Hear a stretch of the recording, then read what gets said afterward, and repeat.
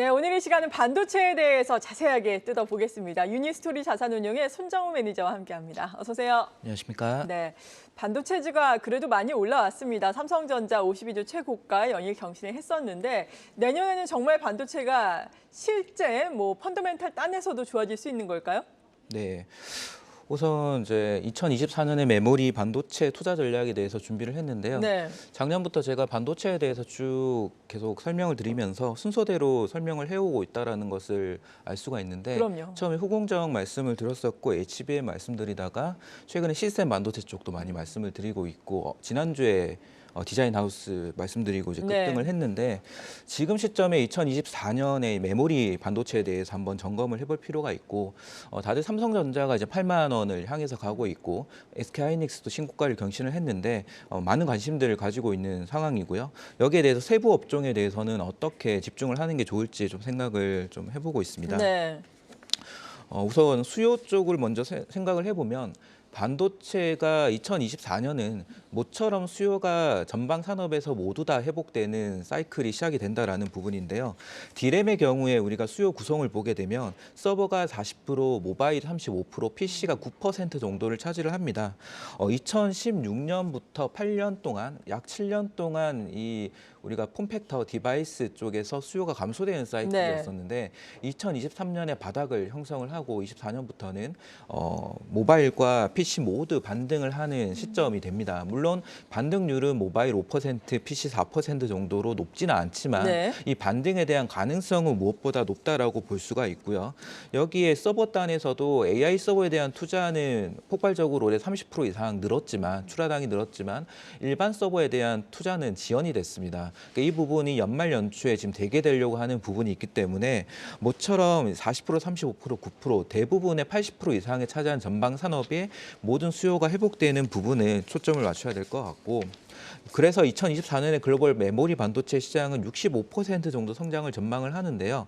여기에서 가격 요인과 수량 요인 모두 다 상승을 하는 진정한 실적 성장 사이클이라는 부분이고 2025년에도 약 40% 정도 성장을 전망을 하다시피 가격이 2025년까지도 메모리 가격이 지속적으로 상승할 것으로 보고 있고 특히 2025년은 21년에 기록했었던 935억 달러의 글로벌 시장 규모를 뛰어넘는 수준이 될 것으로 보고 있기 때문에 AI 서버 투자에 촉발되었던 부분이 온 디바이스 AI로 디바이스에 탑재가 되면서 국내 D램 뿐만 아니라 향후에는 레거시와 낸드 시장까지 반등할 수 있을 것으로 좀 전망을 하고 있습니다. 네, AI로 인해서 특히나 온디바이스 AI가 이제는 또 활성화가 되면서 반도체의 수요가 증가할 수 있을 것이다라는 말씀이었습니다. 반도체 재고는 지금 어떤지 그리고 가격 전망까지 해주신다면 어떨까요? 네, 우선 가격은 ASP 기준으로 삼성전자 하이닉스 평균 24년 연간으로는 D램이 약 40% 정도, 낸드가 25% 정도 상승할 전망인데요. 네.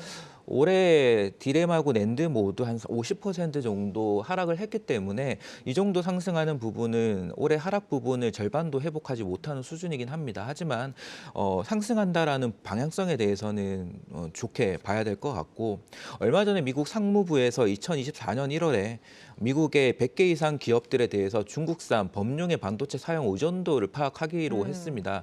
이 말은 중국에서 생산이 되는 낸드나 D램과 같은 범용의 메모리 반도체를 미국 기업들이 수입을 하는 부분을 제한을 둔다라는 것이고요. 이렇게 되면 삼성전자, 하이닉스에 대해서 수입 비중이 늘어나게 되겠죠. 그러면 가격 협상력이 높아지고 여기에 따라서 가격 탄력성이 높아지기 때문에 당장 24년 1분기부터 메모리 반도체의 가격은 탄력적으로 오르지 않을까라고 생각을 하고 있고 좀 주가적으로도 이미 반영을 하고 있습니다. 가장 문제가 되었었던 낸드 쪽은 12월에 중국 쪽 중심으로 주문이 폭발적으로 늘어나고 있는 게 확인되기 때문에 24년 하반기 부터는 낸드도 흑자 전환을 할 것으로 보이고요.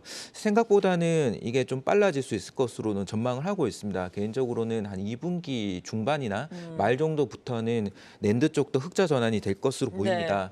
그렇게 되면 삼성전자는 이 낸드 쪽에 대해서 가동률을 올리기 시작을 할 텐데요. 본격적인 가동률이 2분기부터 상승될 것이다라고 기대하는 부분에서 낸드 관련된 소재 부품 업종의 비중을 지금부터 늘려야 될 시점으로 보고 있습니다. 네, 낸드 쪽 가동률 상승에 따라서 수혜를 입을 수 있는 소재 부품에 대해서 지금 언급을 해주셨는데 구체적으로 종목은 어떤 종목을 보고 계세요? 네, 지금 소재 쪽 먼저 말씀드리면은 낸드 쪽의 매출 비중이 절대적으로 높은 종목이 동진 세미캠입니다.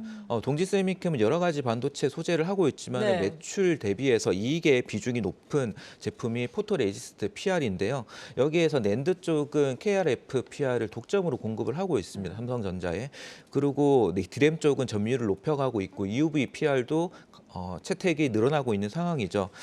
동진 세미캠의 PR의 매출은 2022년 기준으로 2,800억 정도에서 2025년엔 5천억 수준을 넘어갈 것으로 보이고 이에 따라서 포토레지스트만 봤을 때 영업이익은 2022년 1,100억 원에서 25년 2,400억 원 수준으로 폭증을 하게 될 텐데요. 그에 반해서 지금 현재 시가총액 수준은 저평가인 수준으로 판단을 합니다. 그다음 낸드 쪽의 부품 업종을 살펴보게 되면 지금 현재 최근에 반등하고 있는 쪽은 TCK 쪽인데요. 우리가 부품 업종은 낸드가 고단화될수록 플라즘의 강도가 높아지면서 시각 파츠의 소모품 AS 비중이 올라가게 됩니다. 여기에 따라서 전방 고객사의 랩 리서치나 어플라이 머티리얼즈를 두고 있는 TCK가 먼저 반등을 하고 있는데요. 24년 하반기부터는 하나머티리얼즈에 주목을 합니다. 하나머티리얼즈는 테리라고 하는 일본의 도쿄 일렉트론으로 공급을 하는 업체인데요. 도쿄 일렉트론의 장비 발주가 삼성전자의 V10 공정부터 본격적으로 점유율이 높아질 것으로 보이기 때문에 단기적으로보다는 중장기적으로 25년을 겨냥해서 지속적으로 비중을 늘려나갈 종목으로 판단하고 있습니다. 네, 지금 소재 쪽에 대해서 먼저 언급을 해주셨는데 물론 많이 올라왔습니다. 올라오고 나서 약간씩 요즘에는 좀 쉬어가고 있는 국면에서도 외국인의 수급이 계속해서 들어오고 있네요. 이 부분은 소재라든지 장비 쪽도 마찬가지인 것 같은데 장비 쪽의 종목들은 어떤 걸 보세요?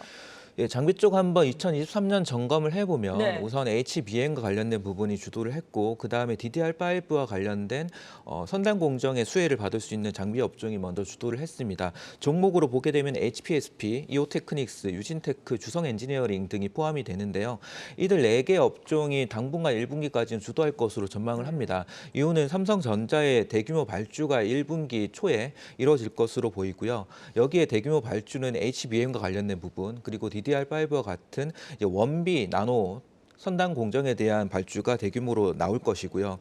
하이닉스의 경우에도 8월, 9월에 1차적으로 HBM 발주를 했습니다. 하지만 2차적인 발주가 추가적으로 1, 2분기 사이에 있을 것으로 보이기 때문에 어제 한미 반도체가 좀 급증을 했는데요.